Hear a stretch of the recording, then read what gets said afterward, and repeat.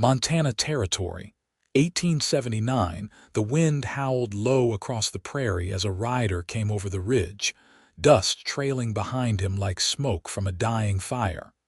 Garrett Harlan didn't believe in love. Not anymore. Not since the war. Not since the day he'd buried everyone who'd once made his life worth something. He was 33, lean and quiet, with eyes like flint and hands that only knew work. He was a cowboy by trade and a loner by nature, riding from ranch to ranch, breaking horses and never staying longer than a season. That was how he liked it, clean and simple. He had no intention of putting down roots. He had no use for feelings. And he sure as hell wasn't looking for anyone. So when he rode into the Whispering Pines ranch outside of Helena looking for work, he didn't expect to find a woman standing on the front porch, arms crossed, waiting for him like she already knew his name. "You the one looking for a hand?" she asked. Her voice was steady, but there was a fire behind it. Garrett reined in his horse and looked her over. She was maybe 26, with sun-browned skin, a braid that hung over one shoulder, and the kind of sharp, clear eyes that did not miss much. She wore a faded blue dress and a pair of old riding boots. Her sleeves were rolled up and her hands were calloused. "Name's Garrett Harlan," he said. "Heard you had a position open." "I do," she said, "but I do the hiring around here. My father passed 2 years ago. This ranch is mine now." "And your name?" he asked, dismounting. "Calla Shepherd." He nodded once, didn't smile, didn't offer more. She liked that. "You any good with horses, Mr. Harlan?" "I do not ride for decoration." "Well then," Calla said, stepping off the porch. "Let me show you the barn." That was how it started. Garrett took to the work fast, breaking in skittish colts, repairing fences, and pulling long shifts alongside the other hands. But he worked closest with Calla. She was tough. She rode as well as any man, shot straighter, worked harder. She had taken over the ranch when her father died and managed to keep it afloat through a brutal winter and a dry summer. Most folks around town said she was too stubborn, too proud, too alone. Garrett saw something else. He saw how she sat by the fire at dusk, quiet and still, always watching the horizon like she was waiting on someone who never came. He saw the way she stopped to fix a broken fence slat herself instead of calling for help. He saw the way she looked at the colts like she believed in second chances, even when she didn't say it out loud.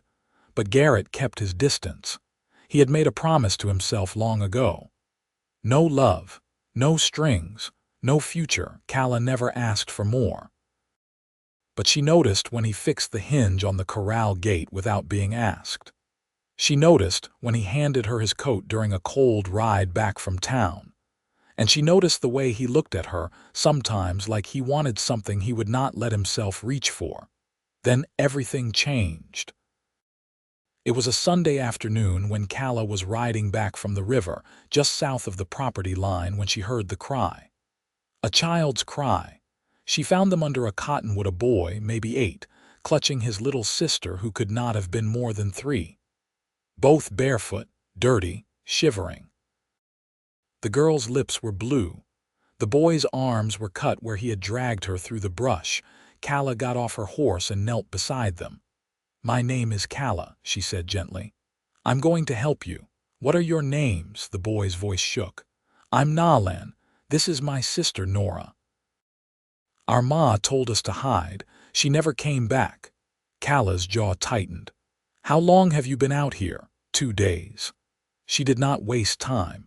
She wrapped Nora in her shawl and lifted her with one arm, taking Nalan's hand with the other, and led them both to her horse. By the time she rode back into the yard with the children bundled close, Garrett was already coming from the barn, rifle in hand, eyes sharp. "What happened?" he asked. Calla slid off the horse, still holding Nora. "Found them near the river. Been alone 2 days. I think their mother's dead." Garrett stepped forward and gently took Nalan's hand. "You hungry, son?" Nalan nodded. "Come on then," Garrett said. "We will get you something warm." From that moment, something shifted. Calla and Garrett took the children in. Nalen was quiet but brave, always watching out for Nora, who barely spoke and clung to Calla's skirts like a shadow. Garrett built a cradle for Nora with his own hands. Calla made them both a bed in the spare room and started teaching Nalan how to feed the chickens. They became a sort of family neither one had expected. One evening, while Garrett was lighting the lantern in the kitchen, Calla leaned against the doorway, arms folded. "You are good with them," she said. Garrett looked up. "They needed help." "So did I," she said softly. "You never asked why I run this place alone." Garrett set the lantern down. "You do not owe me your story." "I was supposed to marry once," she said. "He left. Said I was too rough, too much like a man. I figured I was not meant for that kind of life." Garrett's jaw tightened. "He was a fool." Calla looked at him then, really looked. "You afraid of love, Garrett Harlan?" He met her gaze, steady and unreadable. "I do not believe in it." She gave a small nod. "That is a shame." Then she turned and walked away. Garrett stood there, heart thudding harder than it should have. 2 weeks passed. The children began to smile more. Nora laughed one morning when Garrett lifted her onto the horse and called her Queen of the West. Nalan followed Garrett everywhere, asking about rifles and horses and how to tie knots. One evening, Calla came back from town with a smile she tried to hide. Garrett was brushing down the horses. "You are in a good mood," he said. She shrugged. "Stopped by the dress shop." He raised an eyebrow. "What for?" "Oh," she said casually, "just picking out my wedding dress." Garrett froze, the brush still in his hand. "You are marrying someone?" he asked, not daring to look at her. She stepped closer, put her hand on the stall door. "Too late," she said, a grin tugging at her lips. "I already picked out the dress." He turned to her then, eyes dark and stormy. "You do not even have a groom." She tilted her head. "Sure I do. He just has not realized it yet." Garrett stared at her for a long while. Then, for the first time since he had arrived, he smiled. Just a little. And Calla felt something shift in her chest, something sure and warm and real. The cowboy who refused to fall in love was starting to crack. And Calla's shepherd knew it. The first frost came sharp before dawn, leaving the pastures rimmed in silver and the horse's breath hanging thick in the morning air. Calla stood at the kitchen window, her hands wrapped around a tin cup, watching Nalan carry a pail of water across the yard. He walked carefully, eyes narrowed with purpose. Garrett had shown him how to balance the weight evenly, and Nalan had taken the lesson to heart. Behind her, Nora sat on the floor with a wooden spoon and a dented pot, tapping out a rhythm known only to her. Garrett had carved her a little horse from pine 2 nights back. It lay beside her, its ears still rough where the knife hadn't smoothed the grain. Calla turned as the door opened. Garrett stepped inside, boots muddy and coat damp at the shoulders, creaks low on the north end. "We'll have to dig the channel wider come spring." She nodded, setting her cup down. "I'll ask Clem to bring the shovels up from the shed." Garrett untied the scarf from his neck, hung it on the hook without looking at her. Then, as if the thought had been riding him a while, he asked, "You ever plan on wearing that dress?" Calla's eyes lifted. "You mean the one without a groom?" He didn't smile. "I mean the one you picked without asking." She walked past him to the stove where a pot of beans warmed. "I didn't ask because I already knew the answer." "You sure about that?" "I wouldn't have bought the thing if I wasn't." Garrett leaned a shoulder against the doorframe, arms crossed. "You always decide things for other people." She stirred the beans slowly, letting the silence stretch. "Only when they're too scared to decide for themselves." Nora dropped her spoon and climbed into Calla's skirt, pressing her face close. Calla lifted her gently, kissing the crown of her head. Garrett watched the way she held the child, steady and sure, like she'd always belonged to her. Later, when the children were tucked in and the house quiet, Garrett didn't go to the bunkhouse. He lingered by the hearth, rolling a match between his fingers, watching the flame gutter low. Calla sat on the floor nearby, mending a torn shirt at the hem. Her stitches were tight, even. She didn't look up. "You married before?" he asked, voice low. "No." "Why not?" "I never wanted to just be someone's wife. I wanted a partner. Someone who'd stand beside me, not over me." He nodded slowly. "And now I know what it looks like when someone stands beside me." Garrett looked at the fire, then at her. "What if I ain't good at this kind of thing?" "You're not," she said plainly, "but you're worth learning." He moved closer, sat down beside her. The fire cracked once, soft and steady. "I never planned to stay," he said, "I know. But I want to." Her hands stilled. She looked at him then, not with surprise, but with something softer, something that had waited patiently to be spoken aloud. "You're asking me for a future. I'm asking you for a start." Calla set the mending aside. Her fingers brushed his, warm and calloused. "We already started, Garrett, the minute you carried Nora in from the cold." He didn't answer right away. Instead, he took her hand in his, slow and certain. Held it like it was something he meant to keep. Outside, the wind had settled. The prairie lay quiet beneath the stars. And in the stillness of that room, something long guarded eased open, quiet but real. Calla leaned her head against his shoulder. Garrett let it stay there. Neither said another word that night, but they both slept in the house. The wind had shifted by late November, bringing with it the scent of snow and the hush of winter coming close. The corrals were quieter now. The last of the unbroken colts turned out to pasture until spring. Garrett moved through the barn with slower purpose, no longer rushing toward some unspoken end. He'd begun to fix things that weren't broken, tightening hinges, sanding down splinters, oiling latches that hadn't yet stuck. Calla noticed. That morning, she found him in the loft stacking hay with a care that didn't suit the task. She leaned against the ladder rail, arms crossed, watching him work. "You looking to impress the pitchfork?" she asked. Garrett didn't pause. "Figured if I sharpened it up nice, it might propose." She raised an eyebrow. "Might be your best chance." He didn't look down, but she caught the edge of something in his voice. "You're restless," she said. "Not used to stillness. You've been still for weeks. That's the trouble." Calla climbed halfway up the ladder and sat on the rung. "You expecting something to go wrong, always have." She didn't answer right away. Then, "Well, nothing's gone wrong." "Not yet." Garrett sank down onto a bale, resting his arms on his knees. "That's what makes it worse."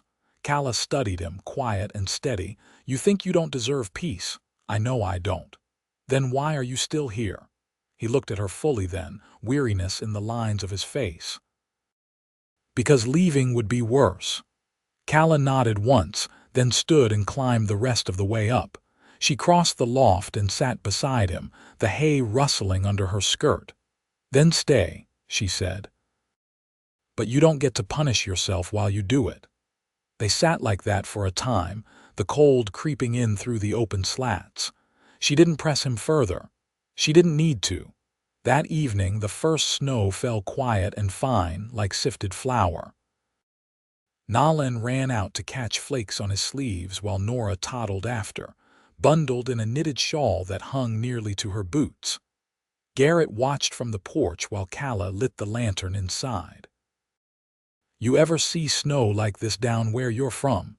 she asked when she stepped back outside, lantern casting a warm circle at her feet. "No. Strange how something cold can bring a kind of peace." Garrett gave a slow nod. "Strange how the right place can make anything feel different." Calla turned to face him fully. "You think this is the right place?"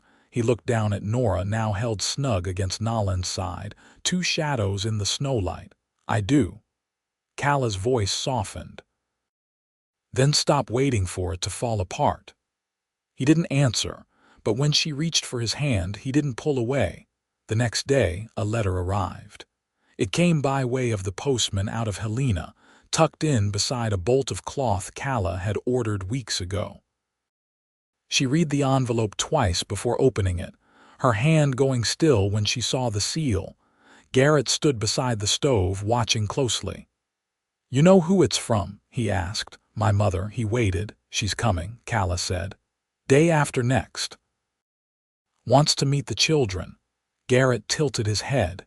"You told her." "I wrote her after Nora started speaking again. Figured she ought to know." "She ever approve of the way you live?" Calla folded the letter and tucked it under the tea tin. "No. You expecting trouble, I'm expecting judgment. She was raised in a parlor, thinks a woman should keep her hands soft and her voice softer." Garrett crossed the room and took the kettle from her hands. "You want me to clear out?" "No, I want you to stay." He paused. "You sure?" Calla looked up at him, eyes steady. "I want her to know who I chose." 2 days later, the sleigh arrived before noon, hooves crunching over packed snow. A woman stepped down, wrapped in a dark green cloak, silver hair pinned neatly beneath a fur-trimmed bonnet. Her gaze swept across the yard, past the barn and the chicken coop before settling on Calla. "You look well," she said. "I'm fine." The woman's eyes flicked to Nora, who stood behind Calla's skirt, and then to Nalan, who kept a wary distance. "And these are the children, they are." She turned to Garrett, who stood beside the porch rail, hat in hand. "And you are Mr. Harlan, I presume?" "Yes, ma'am." She studied him a moment. "You fought in the war?" "I did." "Union?" Garrett's mouth tightened. "Texas Cavalry?" "Confederate side." Her lips pressed into a line. "I see." Calla stepped forward, voice quiet but firm. "He's the reason they're safe, both of them." The woman looked again at Garrett, a little longer this time, then she turned back toward the house. "I'll need to rest." It was a long ride. Calla led her inside without another word. That night, the fire burned low and the house held its breath. Garrett sat near the window, sharpening the blade of an old drawknife. Calla joined him, her shawl drawn tight across her shoulders. "She doesn't understand why I didn't marry a man from town," she said. Garrett kept working. "You didn't want a man from town." "I wanted someone who'd carry what I carry." He looked up. "You think I can?" "I think you already are." Garrett set the blade down and met her eyes. "Then tell her." "I will." He reached for her hand and she let him take it. "You picked out that dress for a reason." "I did." "You still got it." "I do." He stood. "Then maybe it's time you wore it." Calla rose slowly, her hand still in his.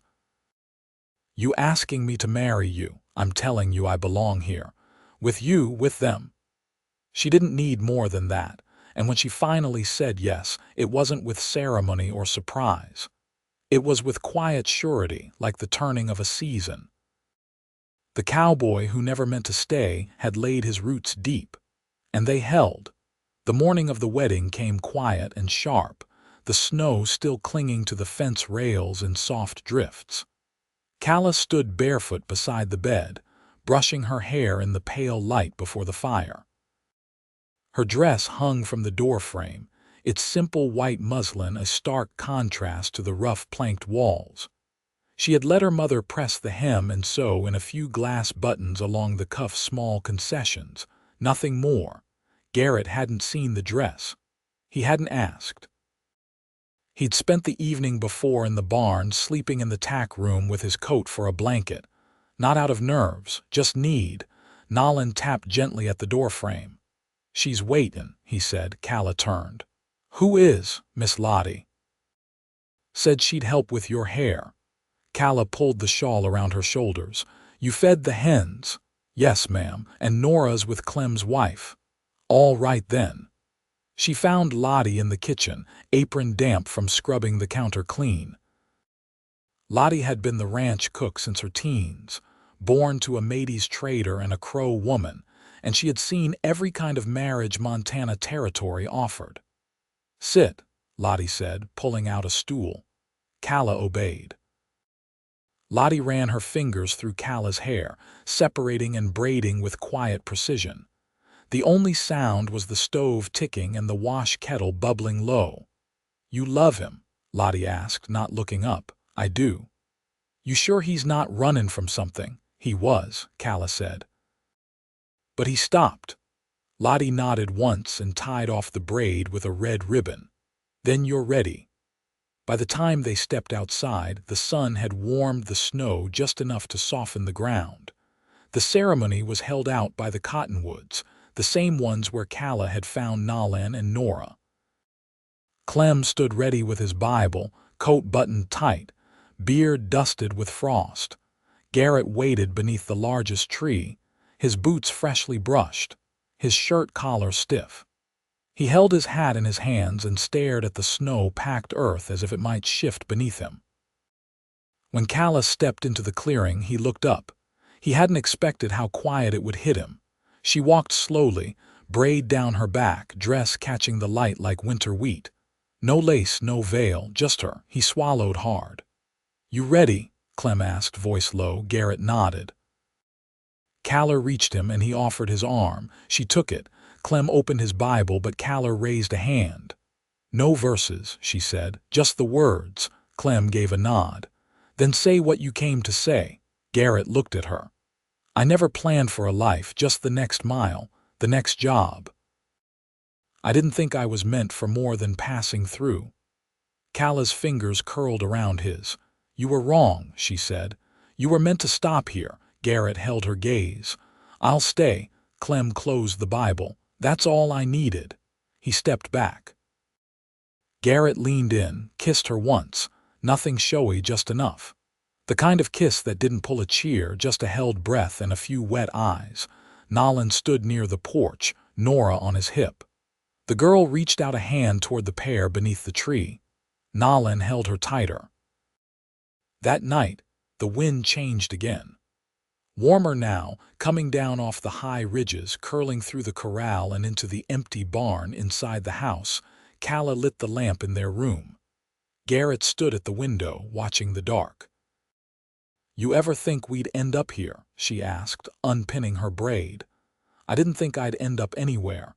She came beside him, rested her head on his shoulder. "You're not afraid anymore," she said. He breathed out slow. "I'm tired of being afraid." She reached for his hand. "Then rest." He followed her to the bed, still dressed, coat hung on the peg. She pulled the quilt over them both and tucked herself against his side. Out in the yard, the horses shifted. The snow gave up the last of its resistance, and the lantern in the kitchen burned low. The cowboy had stayed.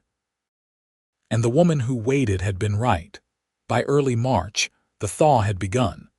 The snow shrank back from the fence posts and the creek ran louder, swollen with meltwater. The ground softened enough to take a boot heel again, and the smell of wet earth curled up from the pasture like a promise. Garrett stood at the edge of the field with Nalan, showing him how to test the soil for planting, pressing it between his fingers, checking the color, the weight. "You plant too early," Garrett said, "and the frost'll kill it before it ever gets a chance." Nalan squatted beside him, frowning at the clump of dirt in his palm. "How do you know when it's right?" "You wait. Watch the trees. Listen to the birds. Ground tells you when it's ready." Nalan nodded like he meant to remember it forever. Calla watched from the porch, Nora tugging at the hem of her apron with one hand and holding a dry corncob doll in the other. The girl had begun to hum, small wordless tunes she made up as she wandered the yard. She still didn't speak much, but she didn't cling anymore. Not unless the wind rose too fast or a door banged without warning. Inside, Calla's mother was packing to leave. She'd stayed longer than expected, lingering through the wedding and into the weeks after, watching everything with a quiet reserve that softened only slightly with time. That afternoon, Calla brought her a tin of tea wrapped in paper.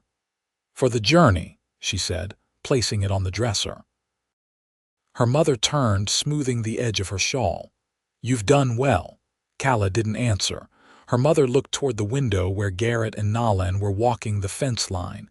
"He's not what I envisioned for you, I know, but I see it now. You needed someone who wouldn't try to change you."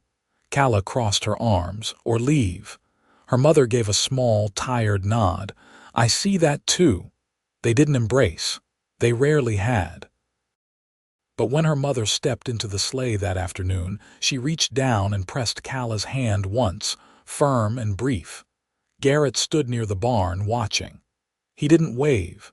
He didn't speak. But when Calla turned back toward the house, he came to meet her. She say what she needed to. She said enough. He nodded and took the basket from her hand. "We'll need to mend that back fence before the calves get curious. I'll help after supper." That night, after the children were asleep and the fire banked low, Garrett sat at the table with a worn scrap of paper and a stub of pencil.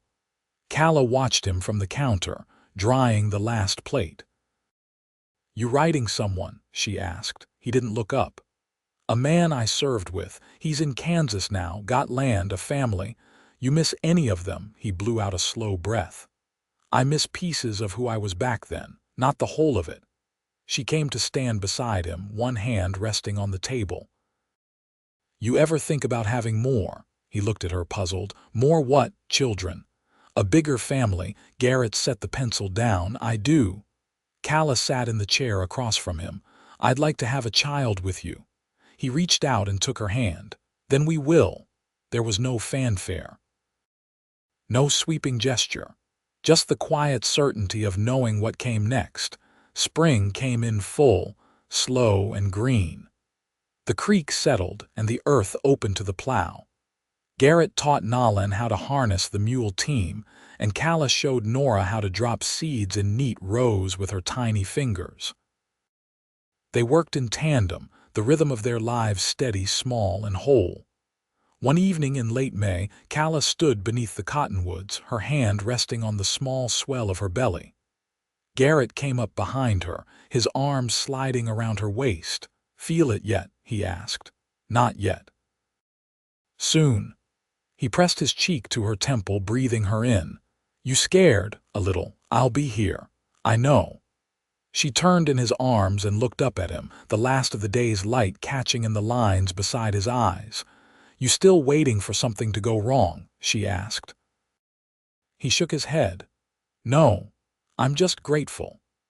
They kissed there beneath the trees, slow and sure, while the wind carried the scent of lilac from the yard and the prairie stretched wide and golden around them. Years passed. Garrett built a second barn with Nalan, who grew tall and sure-footed, a good rider and a better son. Nora learned letters from Calla at the kitchen table and danced barefoot through the pasture each summer, her dark hair flying behind her. The baby came in autumn, a boy with Calla's eyes and Garrett's quiet strength.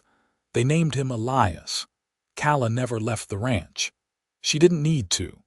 The world had come to her in the shape of a man with calloused hands and a history too heavy to carry alone. And Garrett never rode on again. He didn't long for the road or the silence. He had found what he was meant for and made peace with the rest. On their 10th spring, they planted a row of apple trees along the southern edge of the field. Each year, the blossoms came earlier. Each year, the roots stretched deeper, and so did they. Together, always,